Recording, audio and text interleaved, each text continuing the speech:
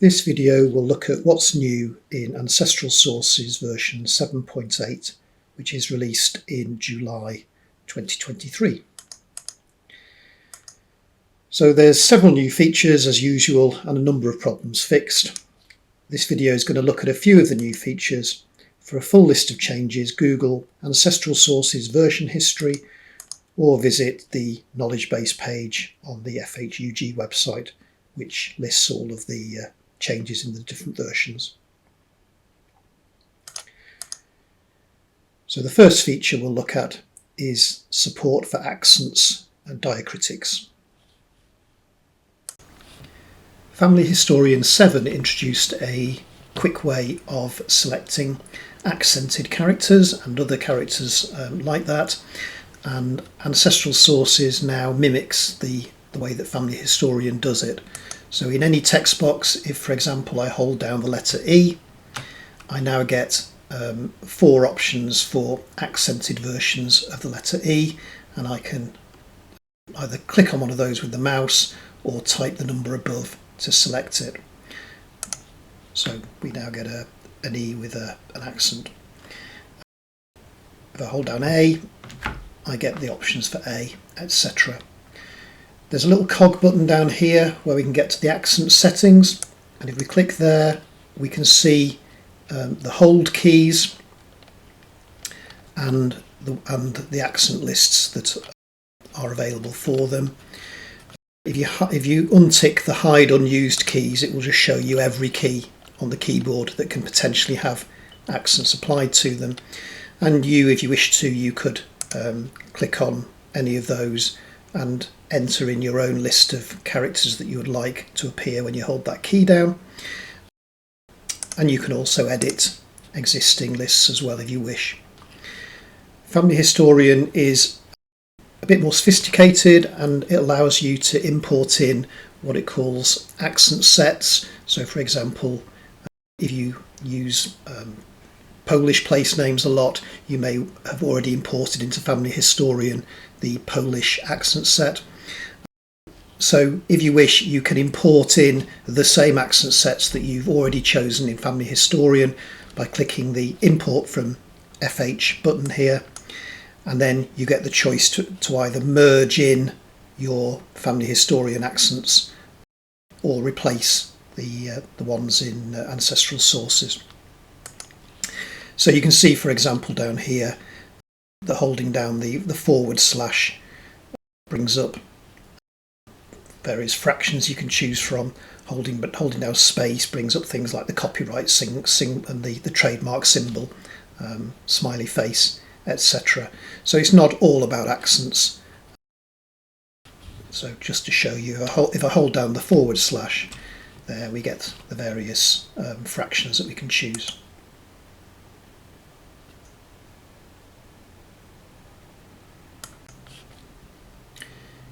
In this census entry here, Charlotte Carrington isn't really of any interest to me. She's just the person who owns the house, but it's my ancestor Samuel Appleton and his wife and child who are living there, and they're the people who are important to me. So in the past, in earlier versions of Ancestral Sources, I would enter into the other information here, Samuel Appleton, and his name gets shown in the brackets at the end of the source, so that indicates who the key person is for this source entry. I know that over the years a number of users have changed that setting, so you may have gone into options and gone across to the method 1 source title, and where this keyword other is displayed there, which means that it gets the information from the other info text box, you would have perhaps changed that to say key person.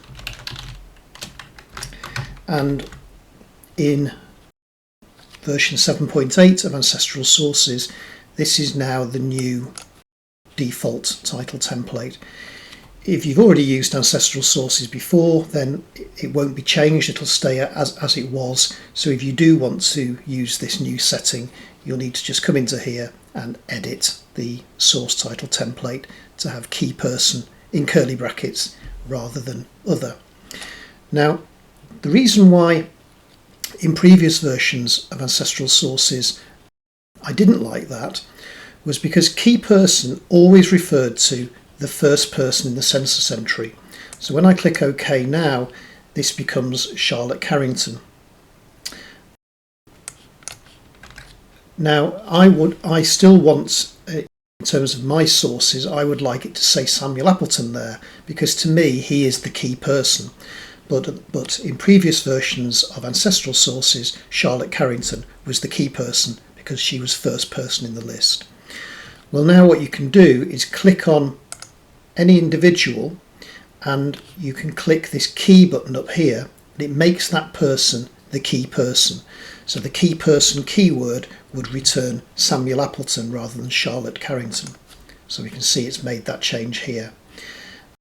So if I click on Charlotte or Mary Ann or Joseph, they have just a black key there, but Samuel has the sort of yellow key there to indicate that he is the key person. As usual, we can rearrange the rows if we need to. If we've put them in the wrong order, we can shift people up and down, but he still will be the key person. It doesn't matter where he is in that list.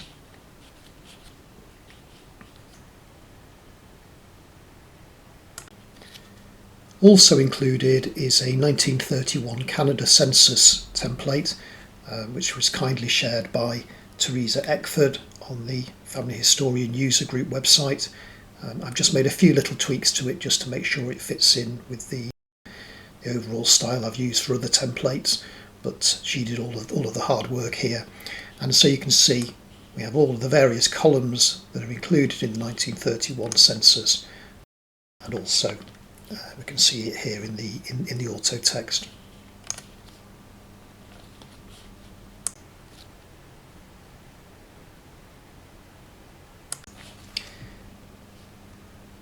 This version of Ancestral Sources has got a number of new features for those of you who like to use keyboard shortcuts, so rather than using the mouse. And there is a user of Ancestral Sources called Alan Meadows who has been working closely with me on this, because he's trying to create scripts using the Aura program to allow him to copy data from transcriptions on websites into Ancestral Sources, and I'm hoping that he'll share some of that work that he's done once he's happy with the progress that he's making. So for example, and it'll be hard to see this on the video, if I do Control and F, it will select the find name box. If I do Control and T, it goes straight to the date field here on the census record screen. If I tab, as always, it will move me through the various options on the screen. If I shift and tab, it moves back through. So for example, having gone to the date field, I can shift tab back a number of places to get to the place field to enter data into there. It's always been possible to select menus using the Alt and then the Alt key and then the letter that's underlined, so Alt and E will bring down the edit menu. And I've added a few more options to this so that it's easier to get to certain places on the screen. So for example, you can edit the source text, the source note, and so on. And some of these have got their own direct shortcuts as well. So for example, Control Shift and X will immediately allow me to edit the source text there. When using the birth screen, for example, you can see that we have the 4 tabs here as always, and they can be selected directly using Control 1, Control 2, Control 3, Control 4 to move between those. There is also a new help page in the built-in Ancestral Sources help, which talks about the shortcuts and tries to kind of detail them all in one place. So I hope that will be of use to some of you.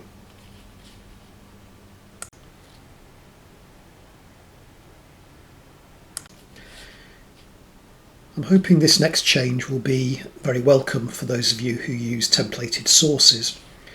When we edit a templated source, as always, we have these yellow icons here with the A's, which indicate that these will be automatically filled in based on the way the template's been set up with keywords.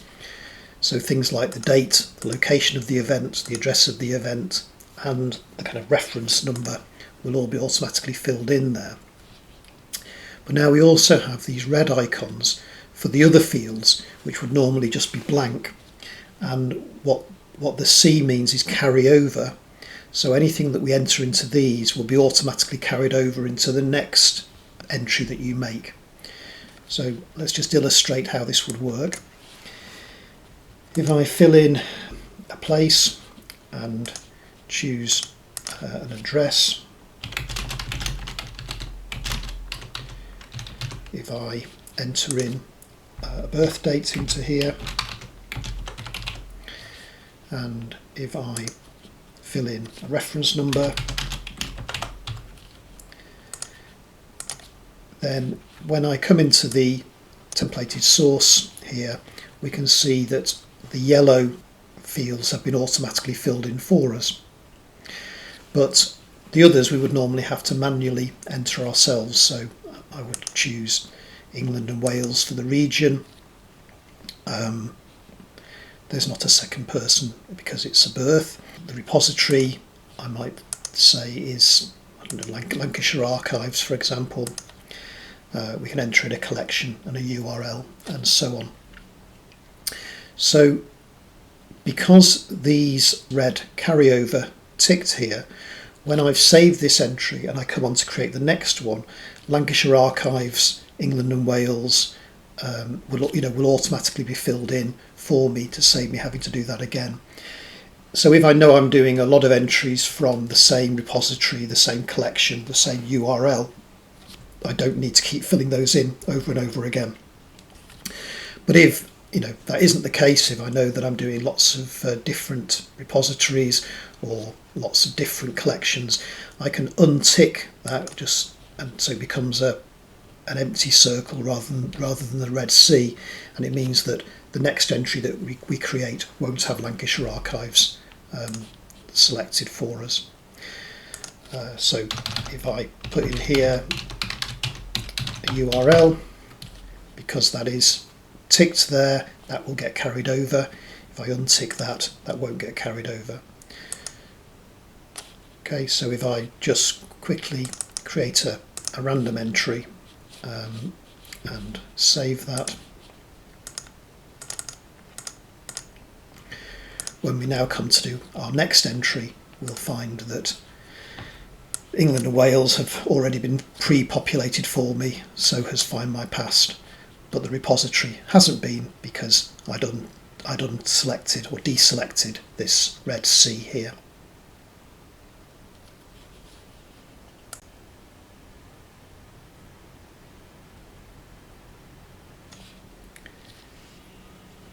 Version 7.8 introduces the option to create method 2 sources using templated sources. Now that might mean nothing to you at all, in which case it probably doesn't matter. But if you're not sure what is meant by a method 1 or method 2 source, or what a templated source is, a good place perhaps to start would be to look at my video that I made on sources in Family Historian.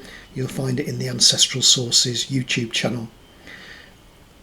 I don't recommend using the method 2, sometimes known as lumper sourcing, because it requires a lot of duplication of data within your file, and so it's not something that I recommend. But I do know that a number of you will have used method 2 with perhaps your previous family history software and have decided to carry on doing that, and so Ancestral Sources will now allow you to use that method 2 with templated sources. But you do have some work to do, because Family Historian itself doesn't come with any source templates that would be suitable to use with method 2, so you do have to generate your own templated sources in order to be able to actually use them in Ancestral Sources. in Family Historian first. So just before we start looking at that, what I've done is gone into Tools and Options, and I have made sure that Use Templated Sources is ticked, and in the marriage settings I have chosen method 2 just for the purposes of this demo. I don't use method 2 myself, and now I get, when I click on marriages here, I now get this drop down list here where I can choose my sources, and I also get a template source link here. So what I now need to do is make sure that in Family Historian I have created a suitable templated source for use with method 2 lumper sources. So in Family Historian I'm going to go to Tools and Source Template Definitions, and down in the Essential Templates I'm going to use the Church Register, Church Records template, which is a method 1 template. It's a splitter source template, so we're going to need to modify that. So I'm going to clone it. This is going to therefore create a copy of that template, and I'm going to change the name of it to be Church Register Method 2 Source, and I'm going to OK that. So what I can then do is edit it. Now there's various entries at the top here, and they're going to need some work. You're going to need to change those, particularly the record title and the bibliography, because it doesn't make sense for things like the church and the location and the date, or the principal and the principal to be included in the record title, because all the information is recorded in a citation, not within the source itself. So when I come to save this, because I'm not going to change this just for the purposes of this demo, when I come to save this it will complain that these are wrong, but I'm going to leave that up to you to sort of have a think about what you want the formats to be. So going down the fields at the bottom here, I need to decide which of these are going to be stored within the source and which are going to be stored within the citation. So I think that will depend on how you decide to create your sources. Will you just have one marriage source that everything will link to? Will you have one for bishops' transcripts, one for parish registers? Will you have a source which is just for one region, etc.? But for the purposes of this, I'm going to imagine that the register type is part of the source. So I'm going to do nothing with that one. I'm going to say that the event type is going to be part of the source, but the principal, the person who's getting married, for example, will be part of the citation. So I right click on it and click Set Citation, and I get a tick here in that citation column. So it'll be the same for the person who they're marrying, that'll be part of the citation, the date they got married, the church, the location of the church, the reference, the repository. Well, that could be part of the source or it could be part of the citation. For the purposes of this, I'm going to imagine it's part of the citation. The collection could again be part of the source or the citation, but I'll make them be part of the citation too. And then I'm going to click Save, and as predicted, it's warning me that I shouldn't be using the principal and the church, etc. in the record title and bibliography. So I'm going to save that, and I'm going to close it. You'll notice the column here doesn't have a tick for the used column for this new entry, so I need to make sure I've added that to the project, so I get a tick there, and that means it will be part of the project, so Ancestral Sources will be able to see it. So I close that, save, and now I'm going to move back over into Ancestral Sources. Now back in Ancestral Sources, it's spotted that the project has changed, so we need to load that. And now we're going to create a marriage entry just as an example. So first things first, normally with method 2 you would be selecting the source that you want to choose, your lumper source, but we don't have any at the moment because I've not created any method 2 sources before. So probably typically you'd want to set up your lumper sources in Family Historian, and that's a perfectly sensible way to do it, but Ancestral Sources is capable of doing that as well, so we'll do that just to illustrate it. So we're going to click on New Source, even though that's not something you'd normally do. And one of the things just to point out here is that the source title is something really that you can ignore, because with the default settings in Tools and Options, we have the template source title is going to be generated by Family Historian automatically.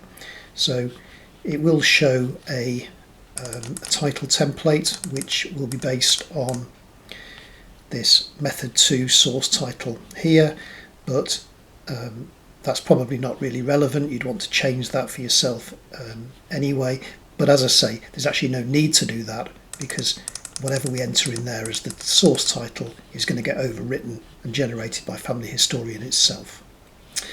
So if I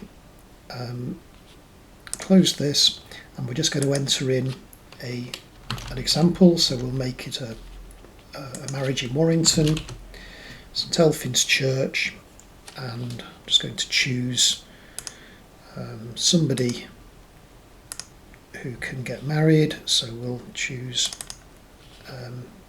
Ian and Esther getting married, and we will assume that they got married, say, in 1805, so 1st of April 1805, and normally of course we'd link images and we'd create the source text, etc., but just for this example I'm not going to bother doing that, and I'm just going to go to the template source now. Now the first thing is that by default it's chosen an essential templates there, but it's warning me this is not a method 2 source template. There aren't any citation fields, so and it's also warning me that down here as well. So this is clearly not the right template to use. I need to go to the template editor and I need to import it in. It's not in the list of Ancestral Sources source templates that have been imported before. So we click New and we select from the templates which are part of the project, and the one that we created before is this method 2 source here. It's made some sensible suggestions as to the keywords here so that they can be automatically filled in with information. We can see the little C here tells us that they are citation fields, so that all looks okay. So I click Save and close this, and now I can select that from the list. And this looks more like it. These are our citation fields, these are our source fields, and they're labelled correctly. So if we fill in the register type as being parish register, and it's marriage, and our citation fields have pretty much all been filled in for us. We didn't put in a reference number, so that's empty. I haven't selected a repository. I'll do that just to illustrate it. So we've got a repository, and I won't bother filling in the collection and the URL. But these are all going to be citation fields, and the source we're going to create will be, our lumper source will be for parish register marriages.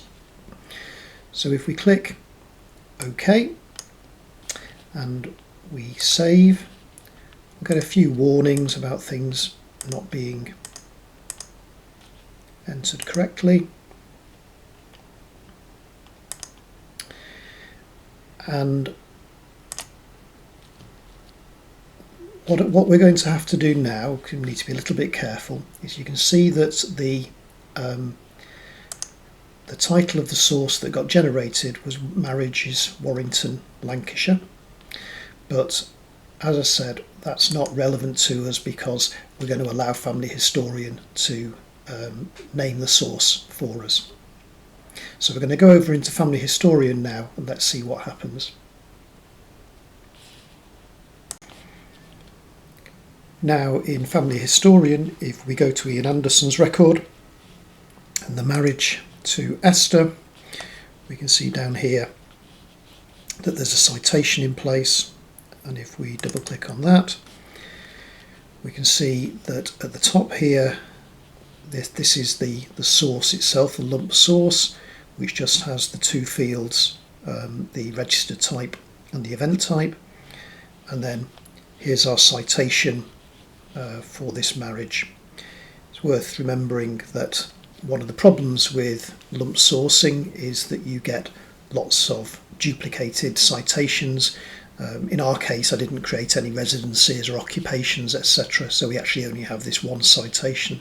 But if I'd also generated occupations, residence records and so on, each one of them would have a duplicated copy of this citation here.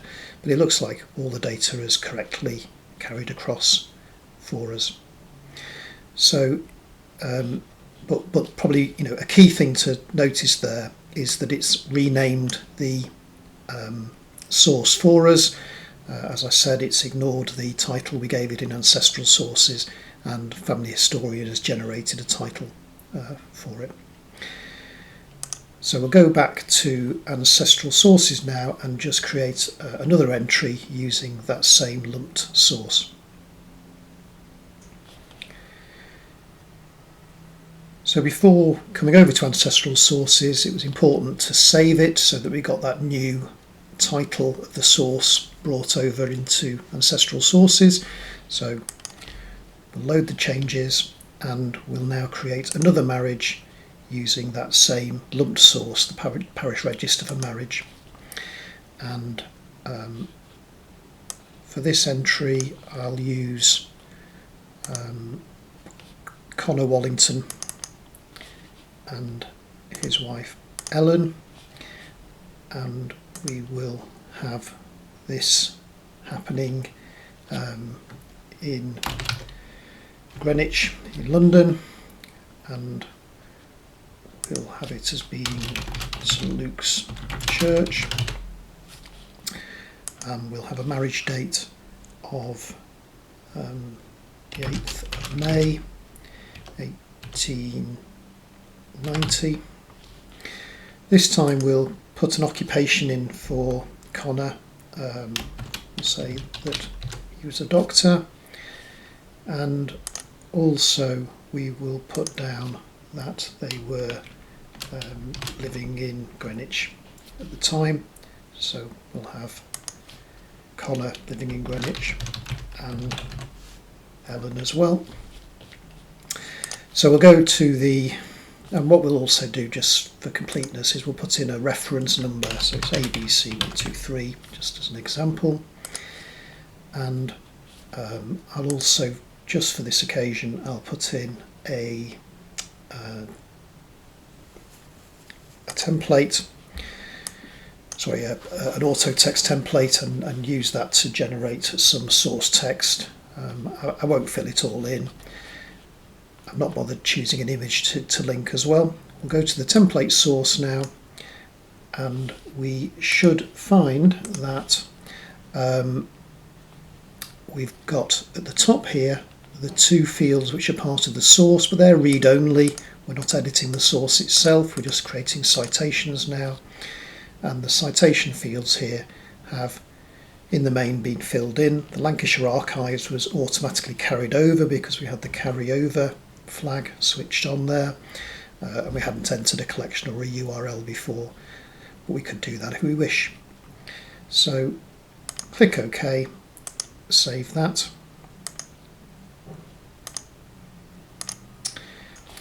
So now over in Family Historian, we've got Connor's record here. We can look at his facts and we'll see we've got a new residence fact, doctor as his occupation, and a marriage, and all three of those are linked back to our source, and we've got our citation there. So if we view the citation and source for the residence record there, we can see at the top there's our lumped source again, and at the bottom here are all the citation details that we recorded. If we look at the occupation, again we can see those same details there. But again, the reason I don't like using method 2 is that this is a duplicate here. So if I did, for example, edit some of the information here, it wouldn't change in the other citations. So even though they look the same, they are actually a duplicate of that information. But hopefully you can now see how Ancestral Sources version 7.8 and onwards will allow you to use templated sources with your method 2 sources if you wish to use them.